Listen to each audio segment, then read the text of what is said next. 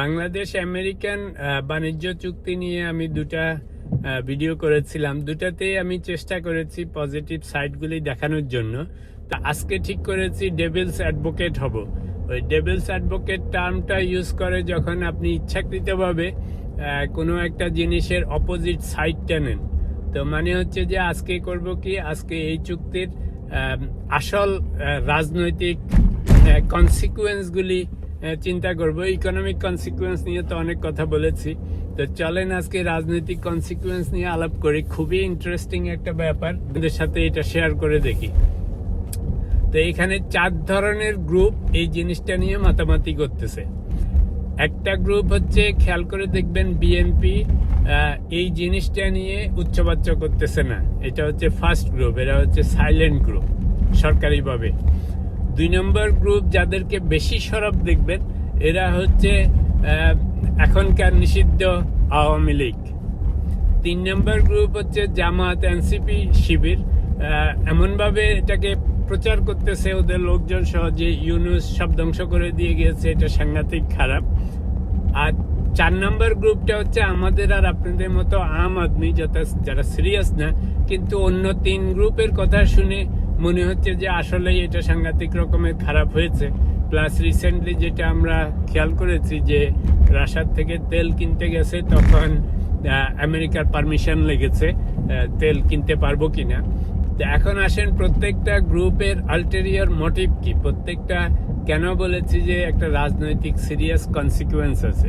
প্রথম টেবিলটা সেট করে দেই, সেটা হচ্ছে যে এই চুক্তিটা হয়েছে কার সাথে হয়েছে? বর্তমান বিশ্বের সবচাইতে সেরা দেশ আমেরিকার সাথে। এবং সেই সেরা দেশে এখন সবচাইতে কঠিন আদমি আমেরিকান প্রেসিডেন্ট ট্রাম্প। আমরা সবাই ট্রাম্পের ট্যান্ট্রাম আমাদের জানা আছে। যদি কেউ তার বিরুদ্ধে যায়, তার ফলাফল কি হয় সেটা আপনারা জানেন। সে কোনো দেশের প্রেসিডেন্ট কোনো কিছু সে মানে না। এবার আসেন আওয়ামী লীগ, এনসিপি। আওয়ামী লীগকে নিয়ে বলি, খেয়াল করে দেখবেন সোশ্যাল মিডিয়ায় যে সমস্ত মানুষ এখন সাংঘাতিকভাবে এই চুক্তির বিরুদ্ধে এবং বলতেছে এই চুক্তিটা দেশ বেচে দেওয়া হয়েছে, ওরা আসলে চাচ্ছে কি যে এই চুক্তিটার বিরুদ্ধে জনমত সৃষ্টি করা ইউনূস গভর্নমেন্টের নাম দিয়ে। তো বুদ্ধিটা করেছে এটা যে প্রথম চুক্তিটার বিরুদ্ধে জনমত গড়ে তুলতে হবে। তো যত জনমত গড়ে তুলবে, তো কোন পক্ষ একটু বিপদে পড়বে, যেহেতু সরকারে আছে এখন বিএনপি, তো ওদের তো কিছু একটা করতে হবে, এরকম একটা ভাব যে ইউনূসরা তো ভেঙে গেছে, তো ফলে ইউনূসরা তো আর কিছু করতে পারবে না। এখন একমাত্র করতে হলে সরকারই করতে হবে। এখন ক্ষেপতে থাকবে যে এরকম একটা গোলামি চুক্তি হয়েছে, এটা খুব খারাপ হয়েছে। তখন মানুষ সেটা বাদ দিয়ে কোন দিকে পড়বে যে বিএনপি কেন এটার একটা সুরাহা করতেছে না। খেয়াল করে দেখেন, এখন যদি বিএনপি একটু চাপে পড়ে যায়, ধরুন জনমতের জন্য, বিরোধী দলদের জন্য, সংবাদপত্রের জন্য, সোশ্যাল মিডিয়ার জন্য, তো যখন বিএনপি চাপে পড়ে যাবে, তো এখন বিএনপির হচ্ছে ওই ডাবল ওয়ে সোর্ড আছে না, যেটার আগে কাটে পিছেও কাটে। এখন যদি ওরা এটা সম্বন্ধে কিছু করতে যায়, সুরাহা করতে যায়, ট্রাম্পের ট্যান্ট্রাম তো জানেন, যদি বলে যে হে এই চুক্তি আমরা মানব না, বুঝের কি অবস্থা হবে, ট্রাম্পের মাথায় আগুন ধরে যাবে। যদি বলে যে কন্ডিশন মডিফাই করো, তাহলেও ট্রাম্পের মাথা গরম হয়ে যাবে। তো গরম হইলে কি হবে? তারা বিএনপি এবং সরকারের উপর সাংঘাতিক বিরক্ত হবে। তো বিএনপি এবং সরকারের উপর সাংঘাতিক বিরক্ত হইলে কার লাভ হবে চিন্তা করেন। যে আমেরিকা বিরক্ত মানে এখন আওয়ামী লীগরা, বিরোধী দলরা এটার একটা চান্স দিবে।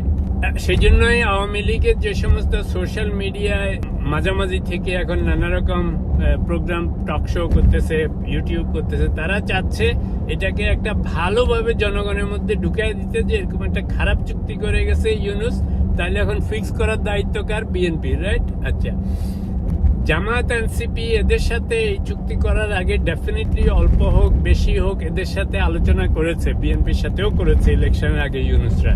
তো ওরা তখন সাই দিয়েছে। কেন দিয়েছে চিন্তা করে দেখেন, কারণ ইলেকশনের আগে এদের সবারই আমেরিকার ব্লেসিং এর দরকার ছিল কিনা। তো তখন ভেবেছে যে বাবা আমেরিকানদেরও খেপাবো না, ট্রাম্পকেও খেপাবো না, যা চাই তাই দিয়ে দাও। খলিলুর রহমান চাক আর ট্রাম্পের চাক আর যে ইউনূসরা চাক, যা চাইছে সব দিয়ে দাও। তো এনসিপি, জামাত তারাও তখন রাজি হয়েছে। বিএনপিও আই এম শিওর ওরাও কনসেন্ট দিয়েছে। এখন জামাত, এনসিপি জানে যে আমরা তো কনসেন্ট দিয়েছি, সেই জন্য দেখেন জামাত এনসিপিও ডাইরেক্টলি কিছু বলে না, ভাবছে যে আমাদের কাম তো পত্রপত্রিকা করতেছে, আমাদের ওই যে ওদেরকে যে জনমত গঠন করতে হবে সেটার জন্য যা করার দরকার পত্রপত্রিকা করতেছে, সোশ্যাল মিডিয়ার কিছু বুঝে করতেছে, কিছু না বুঝে করতেছে, খেয়াল করে দেখেন। আর আওয়ামী লীগের গুলি তো করতেছে, এই তো যেভাবেই হোক পানি যখন ঘোলা হবে তো ক্ষতিকার হবে, সবচেয়ে ক্ষতি হবে বিএনপির। ফিক্স করতে গেলেও ক্ষতি, ফিক্স না করতে গেলেও ক্ষতিকার, তাহলে জনগণ খেপে যাচ্ছে, আর ফিক্স করতে গেলে আমেরিকা খেপে যাচ্ছে, বুঝেন দেখেন।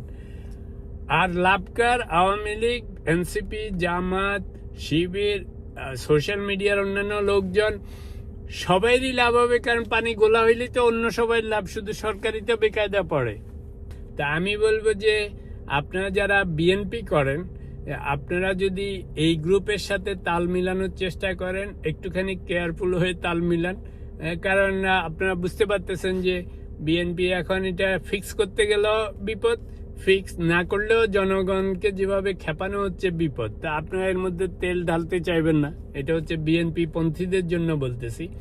আর আপনারা যারা নিষিদ্ধ আওয়ামী পন্থী কিংবা জামাত শিবির পন্থী কিংবা এনসিপি পন্থী, আপনাদের তো কাজই হবে পানি গোলা করা, যে যত গোলা হবে তত বিএনপির প্রতি মানুষ নাখোশ হবে অথবা আমেরিকা নাখোশ হবে। তো যেটাই ঘটে আপনাদের জন্য তো লাভই। আসলে চুক্তিটা অত খারাপ না সত্যিকার অর্থে, আমি বিএনপি বা অন্যান্য কিছুর জন্য বলছি না, ডাইভার্সিফিকেশন করা দরকার ছিল।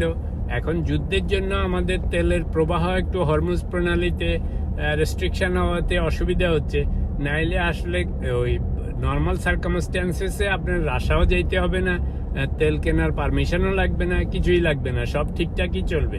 আর একটু কম বেশি পয়সা যেটা হবে সেটা আমি আগেই বলেছি যে আমাদের এই ঘুষ দুর্নীতিবাজরা যে পরিমাণ টাকা চুরি করে নিয়ে যায়, সেই টাকার একটা অংশ দিলে আমরা মাশাল্লাহ সুন্দর সুন্দর ভালো ভালো জিনিস পাবো এবং আমেরিকার সাথে সুন্দর একটা ট্রেড রিলেশন হবে। I see that positive side.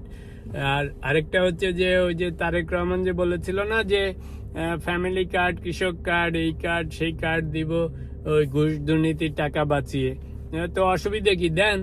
আর এই যে 14টা বিমান কেনার জন্য সেদিন এক জায়গায় দেখেছি যে রাফলি, কারণ যেহেতু এখনো চুক্তি হয় নাই, প্লাস এক একটা বিমানে কত কিছু লাগে, গাড়ি কেনার মতো নতুন কাস্টমাইজ করা লাগে, তো একজন হিসাব দিয়েছে 30-35 হাজার কোটি টাকা লাগবে 14-15টা বিমানের দাম। তো আপনার 30-35 হাজার কোটি টাকা তো আপনার ওই যে কি জানি শাহ আলম নাকি তারাই নিয়ে ভেগে গেছে গিয়ে, চিন্তা করে দেখেন। আর অন্যদের কথা তো বাদই দিলাম। তো পয়েন্ট হচ্ছে যে তার মধ্যে একসাথে তো আর টাকা দিতে হবে না, 10-15 বছর ধরে এগুলি লং টার্ম লিজ হবে, এগুলি নিয়ে অত মাথা গরম করার কিছু নাই। এই সোশ্যাল মিডিয়ার লোকজনরা সব খালি বেচে দিছে, গোলামি চুক্তি করছে, এইসব কথা বলে বলে মানুষের মাথা পাগল করে দিচ্ছে। এগুলি একসময় আপনাদের যারা বিএনপি পন্থী, আপনাদের সরকারকেও ধ্বংস করবে, এবং আমেরিকার সাথে রিলেশনশিপ খারাপ হলে আপনাদেরই প্রথম 12টা বাজবে। তো বুঝে শুনে ওদের সাথে যোগ দেন, যতটা না র ফুটাচ্ছে আসলে এতটা প্রবলেম নেই। এখন শুধু ইরানের সাথে যুদ্ধ চলতেছে বলে তেল মোবিলের সরবরাহ নিয়ে সাপ্লাই চেইন সিস্টেমে একটু প্রবলেম হয়েছে, সেই জন্য একটুখানি বেশি দেখা যাচ্ছে, বাট এরপরে দেখবেন যে বিজনেস অ্যাজ ইউজুয়াল। এই চুক্তি দিয়ে সবাই যার যার ফন্দি ফিকির করে স্বার্থ সিদ্ধির চেষ্টা করতেছে। আপনাদের কি মনে হয়?